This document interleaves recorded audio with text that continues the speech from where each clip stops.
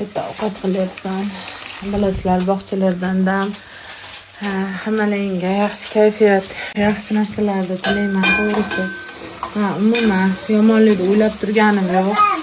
Yomonlikni o'ylashda Allohim o'zi saqlasin. Bu issiqlar o'tib ketadi, lekin uni zilzila vahimasi tavba qildim. Juda ichimdan vahima yevoryapman. Allohning o'zi saqlasin. Allohim mukammal zot. Nima deydi? Mana Instagramdagi videolar ham bizni ogohlantirishga kiradi. Hamma narsa Allohdan deymiz, lekin men seni ogohlantirdim. O'zing nimani yemading deydi-da, to'g'risi.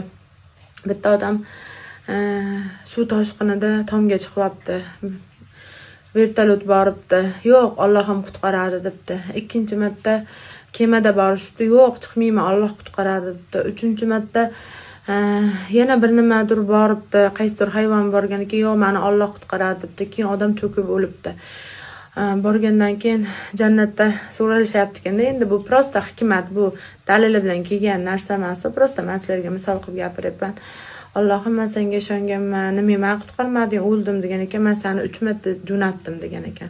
Bu mana bu internetdagi bizni video ogohlantirishlar ham bekorga emas. Allohim o'zi saqlasin zilziladan, o't balo, suv balosidan, lekin men astag'firulloh bu narsaga muhtoj qilmasin.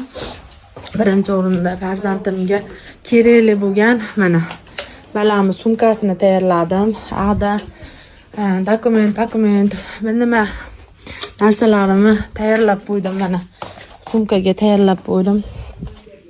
Bu jonimda o'zimda apteka qilib dokumentlarni tayyorlab qo'ydim. Xudo xolasa ertaga salonga boraman. O'zi maktabimda tadbiriga tirnoq qildirdim. Bilasizlar, yaqinlar biladi. Og'izraman deb yurdim.